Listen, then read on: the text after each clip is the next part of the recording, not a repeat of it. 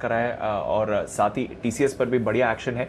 क्या एक्सपेक्ट करें इन दोनों स्टॉक से? किस तरह का एक्शन आप आने वाले समय में एक्सपेक्ट करते हैं? में हमारी मजबूत सलाह है टीसीएस और इन्फोसिस दोनों में। टीसीएस के नंबर्स में भी बहुत मजबूती दिखेगी, अगर देखूं मार्जिन्स में भी बहुत अच्छी बढ़ोतरी रहेगी और ये FY22 का डबल डिजिट ग्रोथ रह सकता है टीसीएस में। तो टीसीएस मजबूत नंबर्स देंगे, साथ ही साथ इन्फोसिस का तो जो आप स्ट्रॉन्ग खबर बता रहे हैं, आर्सेलरमित्तल यूरोप के साथ जो टाई अप हुआ है, ये भी एक बहुत मजबूत। और इन्फोसिस मुझे लगता है कि डार्क हॉर्स की तरह ही रेस में आगे भागेगा आईटी स्पेस में। तो इन्फोसिस और टीसीएस दोनों की जोड़ी बना के चलनी चाहिए हमें निवेश के लिए। क्लियर है, तो इन्फोसिस टीसीएस दोनों की जोड़ी बना के चलिए जहां तक निवेश की बात है। आईटी स्टॉक्स आज फोकस में आपको देख सकते हैं एक बार फिर से। सीमेंस यहां पर भी नजर रखिए, पिछले कुछ दिनों से अच्छे एक्शन में आ रहा है, बल्कि कल क्लोजिंग के समय हमने बढ़िया बाउंस बैक भी इस पर देखा था। इस पर राय दें शुभम जी। खबर है अशोक लेलैंड के साथ इन्होंने एक मोबिलिटी के लिए करार किया है। सीमेंस पर चार्ट्स क्या कहती हैं? दीपांशु जी, बेहतरीन स्टॉक है और मुझे आज मेरे वॉच लिस्ट में भी है और मैं इसमें एक ब्रेकआउट का वेट कर रहा हूं। अगर 1860 के लेवल को ये क्रॉस करने में आज सक्षम होता है तो मुझे लगता है कि उस ब्रेकआउट में हमें पार्टिसिपेट करना चाहिए। तो कंडीशनल कॉल है, सिर्फ यहाँ से 7-8 रुपये का रैली की मैं बात कर रहा हूँ। 1860 अगर क्रॉस होता है फ्यूचर्स में तब वहाँ पे एक ट्रेड बनाए और मुझे लगता है अगर इसको पोजिशनली अगर 4 से 5 दिन का समय दिया जाए तो 1950 तक के लेवल यहाँ पे आते हुए दिखेंगे और हम एक स्टॉप लॉस 1820 पे मेंटेन कर सकते हैं। तो ब्रेकआउट पे सीमेंस खरीदने की राय। तो उन्होंने करार किया। और सुमित जी, कल अशोक लेलैंड आपकी भी पिक थी, बढ़िया मूवमेंट कल भी आया, आज भी मूवमेंट के लिए तैयार दिख रहा है, आपके पहले टारगेट पर खुल रहा है। अशोक लेलैंड पर आज क्या राय है? मिलेगा 128 से 130 के लेवल अशोक लेलैंड में इमीडिएटली शॉर्ट टर्म में ट्रेडिंग के लिहाज से देखने को मिल सकता है और 130 का लेवल ऊपर में निकलेगा तो ये 140 से 145 तक का मूव इस बारी तेजी में दिखाएगा।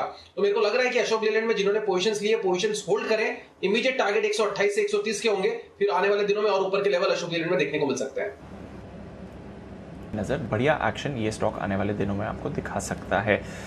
नजर रखनी है कुछ और काउंटर्स पर जो एक्शन में रहेंगे। वागले साहब, इंडिया बुल्स हाउसिंग एक्सेस ऑब्री ग्लोबल इमर्जिंग मार्केट फंड करके इन्होंने लगभग 31 लाख शेयर्स यानी कि 0.7% इक्विटी इसमें बेची है। इंडिया बुल्स पर चार्ट स्ट्रक्चर बताएं सर। दीपांशु, काफी गिर चुका है जब से इसने 250 का टॉप मारा है, वहां से एक वन वे नीचे आ रहा है पिछले 1-1.5 महीने से और मुझे नहीं लगता कि यहां पर बेचना चाहिए क्योंकि एक सपोर्ट के आसपास है। 185 190 एक सपोर्ट लेवल है, तो यहां से मुझे बहुत ज्यादा डाउनसाइड दिखती नहीं है। लेने का कोई क्लियर संकेत नहीं है तो थोड़ा सा वेट करते हैं, बट डेफिनेटली ये बेचने के लेवल्स नहीं है। ओके, तो ये बेचने के लेवल्स नहीं हैं जहां तक इंडिया बुल्स का सवाल है। देखते हैं आज किस तरह से ये स्टॉक एक्शन में आते हुए दिखेगा।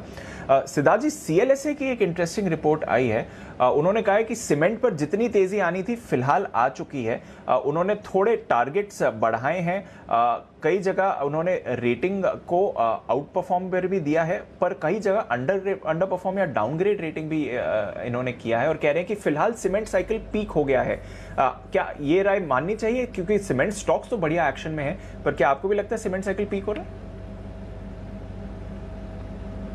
देखिए दीपांशु, मेरा ये मानना है कि इंफ्रास्ट्रक्चर, मैं सीमेंट पे आऊंगा, इंफ्रास्ट्रक्चर पूरी तरीके से लिंक्ड है जीडीपी के साथ और ये साल में FY22 में जीडीपी बम्पर आ सकती है। अगर आप मेरी ना मानो तो आरबीआई गवर्नर की कही हुई है। तो जब जीडीपी बढ़ती है और इंफ्रा में इतना बड़ा स्पेंड होता है सरकार द्वारा, सीमेंट का कंजम्पशन मल्टीफोल्ड बढ़ेगा। तो मुझे लगता है कि सीमेंट यहाँ पे पीक नहीं हुआ है, यहाँ से भी तेजी बरकरार रह सकती है। सीजनैलिटी जरूर रह सकती है क्योंकि मॉनसून के आसपास सीजनैलिटी वीक रहता है, बट मुझे लगता है कि कंजम्पशन और डिमांड बढ़ेंगे। तो ये है आपके लिए